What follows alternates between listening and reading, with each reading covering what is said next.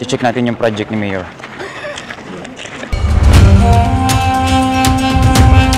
Guys, ang ganda sobra.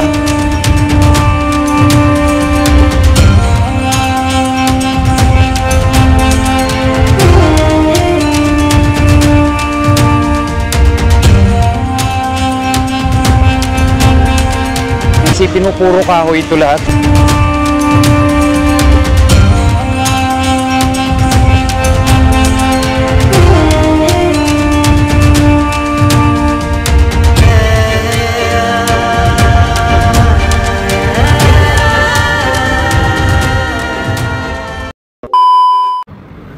Hi guys, this is Pau and Bruce, and today we're going to Pattaya!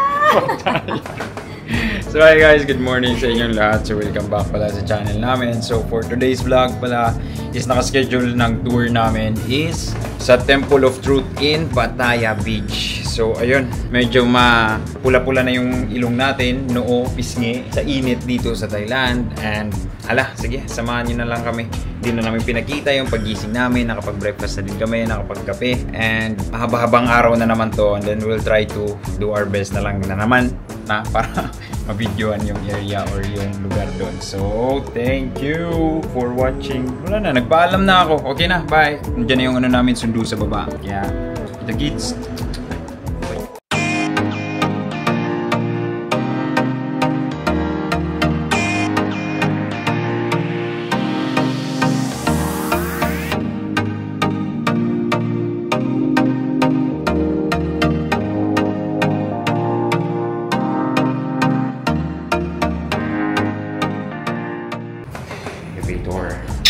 Ay, excited ka na naman.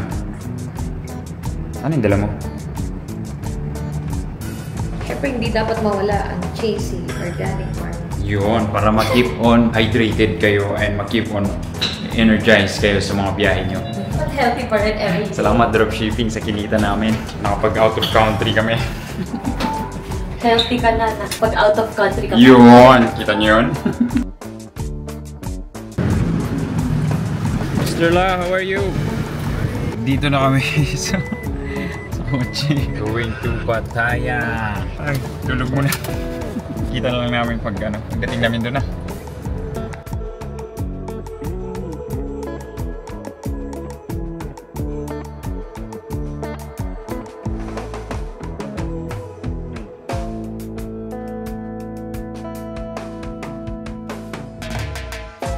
A few moments later.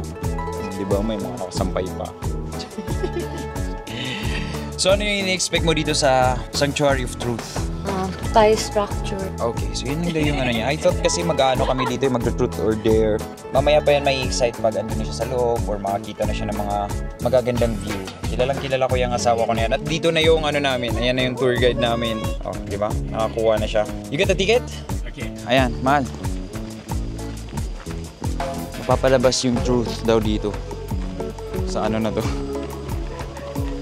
So dito kami ngayon na sa papasok na kami ng Sanctuary of Truth. Yung tour guide namin yung kumuha ng ticket, so around 500 baht daw per person, which is kasama naman yun sa namin, sa package na kinuha namin. Wala namin isipin, di ba? Yun yung kagandahan lang ng so, pababayaan na kayo dito ng 2, 3 oras, 4 na oras, depende sa gusto nyo.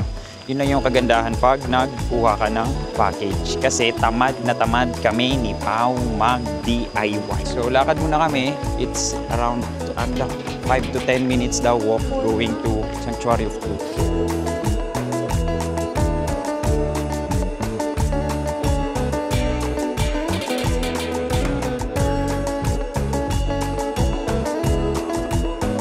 So dito na kami. Lakad na kami papunta dun sa temple nila. Ganda ng forest. Hello. So, kailangan pala ng helmet dito. Ang Sanctuary of Truth daw, 20 years na daw itong under construction. Until now, hindi pa rin daw tapos. So, kailangan daw talagang mag-helmet kasi baka may mga debris pang pwedeng hulog, ganun. For safety talaga tayo, dapat.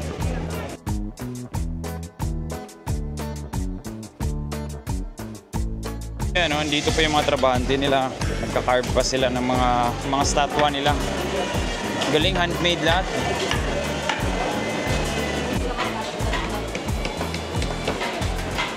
Yan.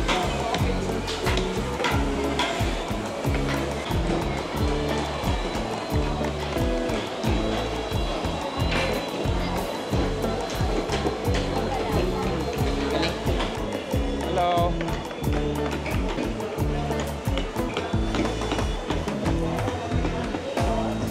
And the concrete nails are only used there to temporarily fix it. Once it can hold on its own, we are going to remove all those metal nails and replace it with our very own wooden wedge and... Guys, lahat nito daw ng parte ng temple is made of wood. Ang ganda, sobra. Sobrang ganda. Grabe. Puro kahoy yan. Sabihin mo 20 years hindi pa rin tapos. Pero paano kaya? Ayan, di ba basa? Ulan, init. Di ba?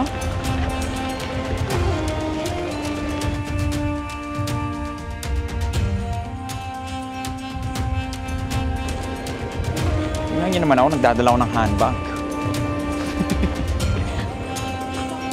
Guys, kung makapunta kayo dito sa Thailand, it's a must na kailangan yung mapuntahan to. Malala. Hindi kakayanin ng mata at saka ng utak nyo na i-process kung paano nila nagawa lahat ng yan. Yung details pa lang. Sipin nyo yung sa nakita nyo kanina, sila yung mga wood carvers niyan. Amazing. Na-amaze ako. Ewan ko kung normal bang ma-amaze, pero na-amaze talaga ako. Dapat lang. Pa ako naglalakad. May mga nagpapapicture. At ayan yung buong structures niya.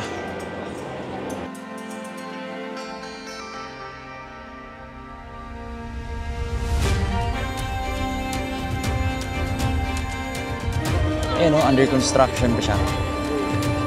Ang sabi doon kanina,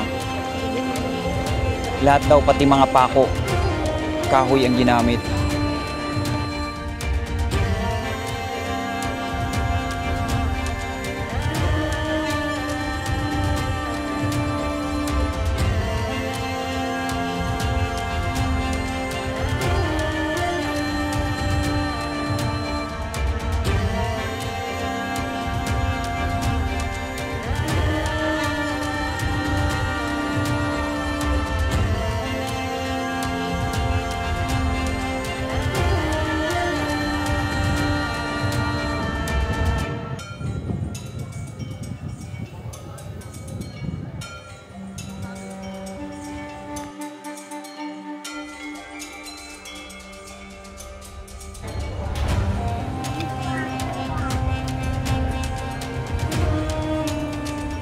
Wow, ang ganda, sobra.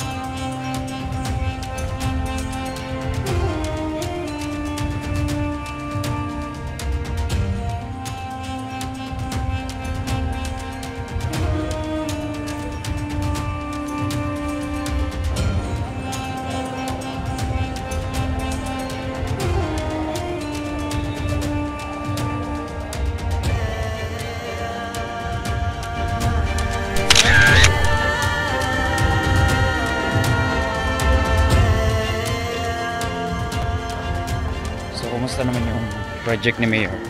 A reminder sa mga gustong pumunta dito, hindi talaga nila pinapayagan yung mga ganun. Kahit konting shoulders lang, bawal talaga. Na nakatakip kayo, yun talaga yung kailangan yung suotin dito. Bawal yung shorts, buti na lang naka-jeans ako. Tapos meron sila naman dito mga pinaparent na mga pang-covers, mga parang mga malong, or meron silang parang pajama na ipapasuot sa inyo pag sakaling pumunta kayo dito na wala kayong dalang damit. Paalis na kami.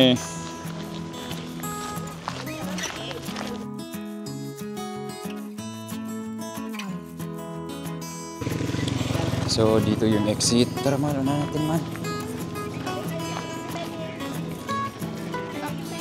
Here. Okay. Thank you.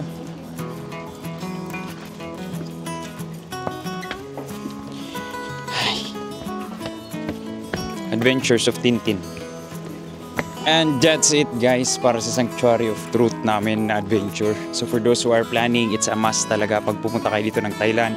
isama nyo na sa bucket list nyo. Ayun si Pao. Medyo na pagod na siya sa niya, sa lakad niya. And ayun, thank you sa pagsama sa amin dito sa vlog na to. And I hope napakita namin sa inyo kung gaano din kaganda yung Sanctuary of Truth nila dito na temple. So thank you again. So for those who are new here sa channel namin, please don't forget to hit likes and subscribe. And please don't forget to hit the notification bell button if you want to be notified para sa mga bago natin na videos. Thank you, homies. See you again sa next nating adventure sa Thailand. Bye!